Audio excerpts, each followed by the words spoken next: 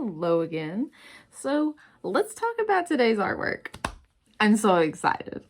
I know last time we talked, we were kind of like, it was not a success. It was not a success. It was not a success at all. At all. It was embarrassing. Today, chef's kiss, okay? Whatever that meme is from like 2012, because it feels like that's so old now. Today is the day. It is so much better. I want to show you guys how to actually use the watercolor brushes for good, not evil. And we're just going to get straight into it because it's a fairly straightforward speed paint and I'm excited to show you how cool it looks.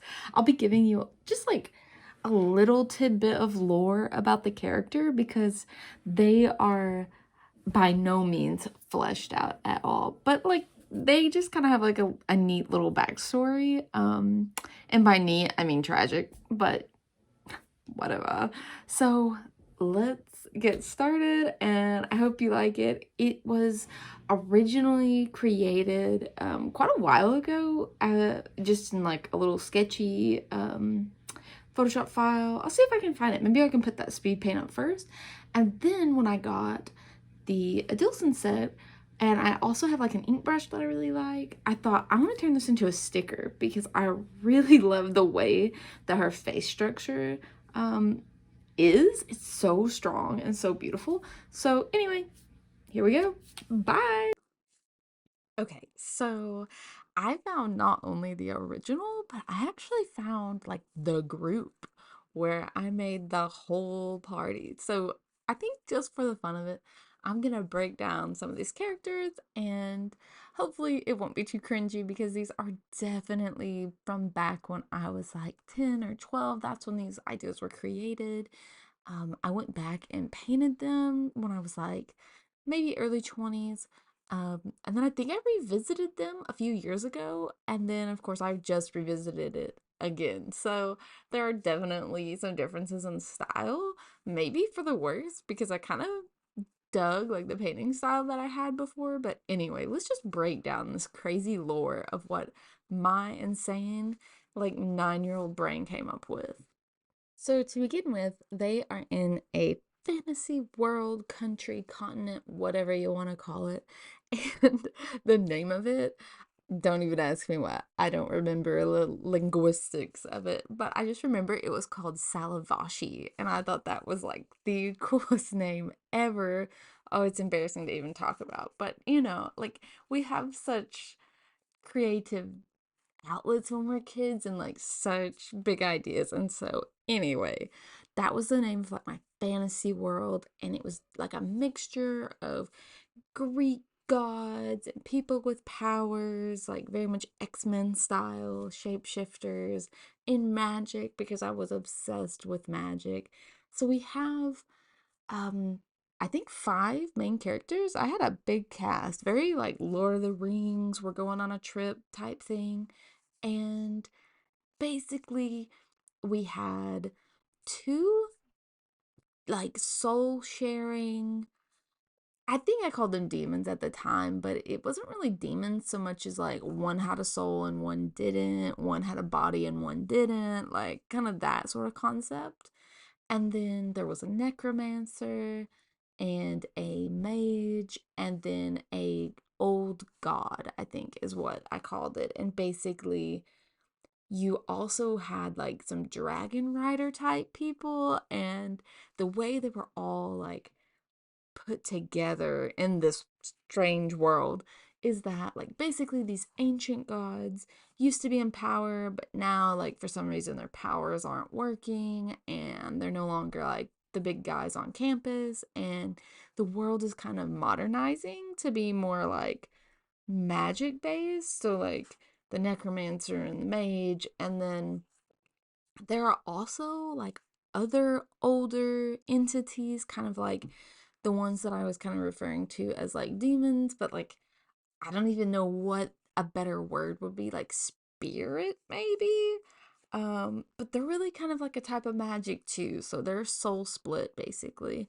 And so it's like two twins for lack of a better word. And one is just like purely a shadow. And it can only like communicate with you if it's like touching you because it's like a smoky shadow. And it is like considered to be sort of like an evil entity, but like obviously that's not true. He's misunderstood. He just kind of has like less, he's very much your morally dark character. He has less morals when it comes to like who he's willing to let die. And so he's more willing to let people kick the bucket than his other half who has a body. They have like gold markings, and I think when I first created it, I thought like the gold markings would be like a cool way to show that they had like this soul splitting thing happen, and they also live in like a marsh, and they sort of went through like a whole character arc change where they went from being like the soul split people to being kind of like old mages that live in like a marsh. So anyway, there's not a lot of like solid lore for them, but that's actually who I'm drawing right now, would be like the brother that has a soul and like a body. And so I just loved the concept, and this is so cringe, you guys. Their names were Ni and Jim. Get it? Get it? Gemini. Oh, I thought it was so, man, I thought I was good. I remember at the time like being very into the Harry Potter series, and I thought I was doing something, like, because all of her books had like the names that weren't really names, like Strangle, they were the Lestranges or whatever. So anyway, just so you know, I really thought I was doing something. So that's Jen and I, because I'm not changing their names at this point. And if you look over on the right, the tiny sheet that you see is actually where I've drawn them before. So that's like a previous iteration. And they've always kind of had the same general look. They've always been darker skinned, gold eyes, and then I think at one point back whenever I was like thinking like, oh, well, maybe they're like more like spirits or something, I had the idea for like horns on the shadow figure just because I thought it'd be really cool and like fantastical. And then that sort of evolved into like, no, like let's make that a hairstyle. Let's make it more like actually inspired by like nomadic tribes and how like they plait their hair. And I was like, yes. So instead of being so like smoke and shadow formed, I tried to adjust it to be more like inspired by realism, because obviously I made these when I was like 8. All I wanted was like some really cool like shadow shifting awesome otherworldly people. And so I went for like, they're made out of smoke. They're definitely like the crazy, evil, whatever. Like, they're so cool. And so, anyway, it's so embarrassing.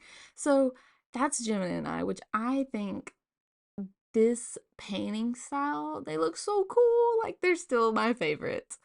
And so I really want to go back and revamp their story and really give them like give them more lore, give them more depth, because I think they have like the ability to be the coolest people in the group. I mean, they are just like, I think they would have a lot of complex themes. Like, even if I do keep the idea of like their soul being split and like one having less things to hold them back, and less scruples maybe of like caring about people, and having less to worry about because they don't have a body necessarily. I just think that there could be some really cool like character arcs there. Now I'm actually working on, I think his name was Crescent, this, I think, something like that, Crescents.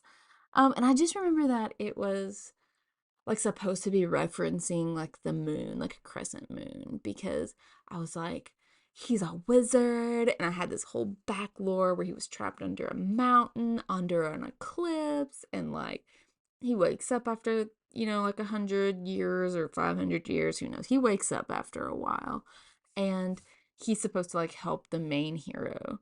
And basically, his whole story is like, to be honest, I don't really remember, but I want to say he like said something like, hey, like, you guys shouldn't be doing this or whatever, like, you're gonna screw some stuff up. And they were like, we don't like what you have to say, so we're gonna lock you in a rock forever. But you know, then of course our main character comes along and saves him. I don't really like what I'm doing with the eyes right now. I don't know if I thought maybe he was too unrealistic with his gold eyes, but I'm gonna need the gold to come back. I do remember I was working off of a reference photo though of like a really beautiful model that had like gold liner.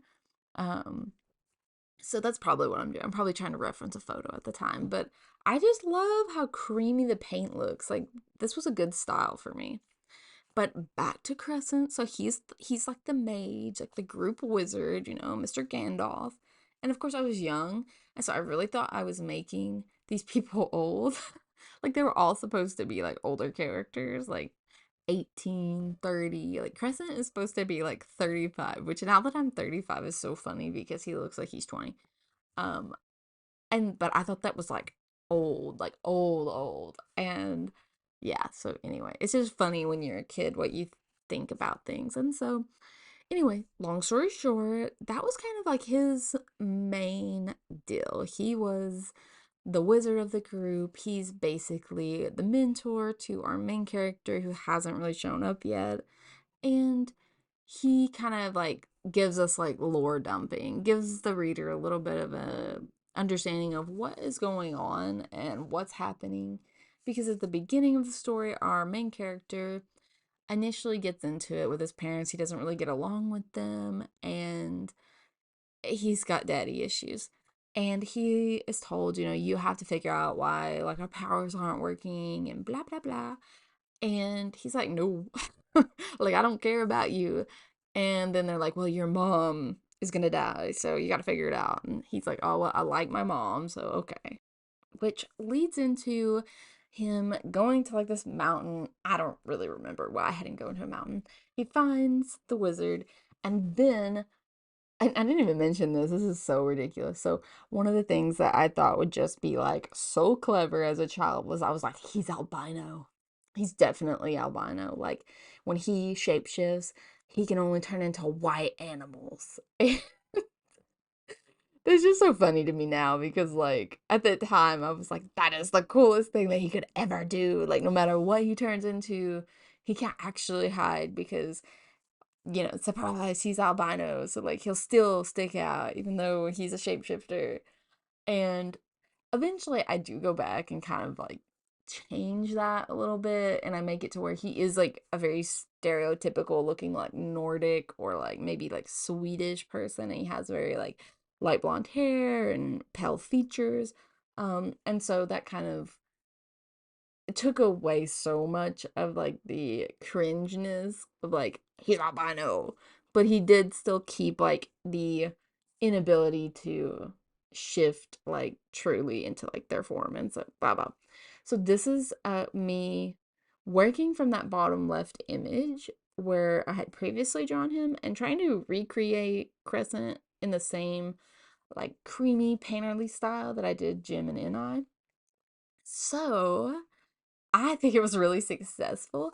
I like that he doesn't really look like anyone because previously in the little example photo that I was working from, I had really wanted him to look like I don't even know the guy's name now, but Sean something. He was like in a magic show himself and because I remember like I wanted everyone to kind of have their own like ethnic background or like I definitely know that I wanted everyone to be from like a different place in this Salavashi continent. And so like I really wanted that to read visually. Let me go find a photo of who I was basing the wizard off of. Which is actually funny because I went and looked it up and this guy's from Skins, which is probably like where I kind of saw his photo floating around. But I actually didn't watch Skins because like I was sheltered as a child and I didn't get to watch anything like that. Um, but he was also in like The Magicians or something like that on US television. And that's probably where I saw him. And I was like, yeah, he would totally fit my wizard. And then I think at this point I was trying to make him more like, you know, my style and less of a copy of just like an actual person that existed. And I think it was pretty successful. I know it's kind of hard to tell. Um, I may have to zoom in on some of these parts because I am working really small. And so sometimes it doesn't seem like there's actually drawing going on the screen because I'm just kind of like really like I'm smudging things. I remember I was obsessed with a smudge tool at this point. But back to the lore. So the main character, which is Sage, who is the albino dude who's no longer albino. He saves the wizard by, I don't even know. I think I had him like solving some puzzle and they almost die in an avalanche. Well, they hide in like this cave for the night and basically they have a run in with a dragon. And Sage is like, oh my god, I didn't even know this existed. And the wizard is like, what do you mean? Like, you little moron, you know? And he's just like, those don't exist anymore. And come to find out, like, there's an entire other, like, I don't even know if you call them race, like species, I don't even know, of people that are just like regular humans almost. Like, the only difference is they can communicate with dragons or they have like an affinity for like these dragon creatures. And so they can control them and kind of communicate with them in a way that like no one else can. And I liked that a lot because that gave me like another type of people, and it also links back into the main idea, which is that our main character is going to find out that the way that the gods kind of got their power was like not a pleasant way. Like they in the basically, long story short, I'm not gonna give you guys like the full thing unless you really want it. Please comment down below if you're like, what? Or I need more clarification or whatever. Because, you know, it's fun to share like these crazy old ideas that we have when we're kids. But it came down to the dragon riders. We called them slates, or I can't remember why they were called slates, but like basically like slate gray is just like a very kind of like a dark color, but also like a very like plain color, an unassuming color. And so that race of people were called the slates, and they split off at one point, and some crossed what we have called the fissure, and some others stayed back. And so like the ones that stayed basically lost like that ability or that affinity to communicate. And what happens is Sage learns that the reason that the slates even have that ability or power in the first place is that they were basically created from gods who would, and I don't really know how this is going to be explained, but like the core idea of it is that the gods would take parts of their soul, or take other souls and consume them to become more powerful. And what happens is that when those gods have part of their soul taken, they become like a slate. They become like a blank copy of themselves. Like they're unable to do those things anymore. They lose that affinity towards that power. And then when those slates reproduce, there is no like god ability in them at all.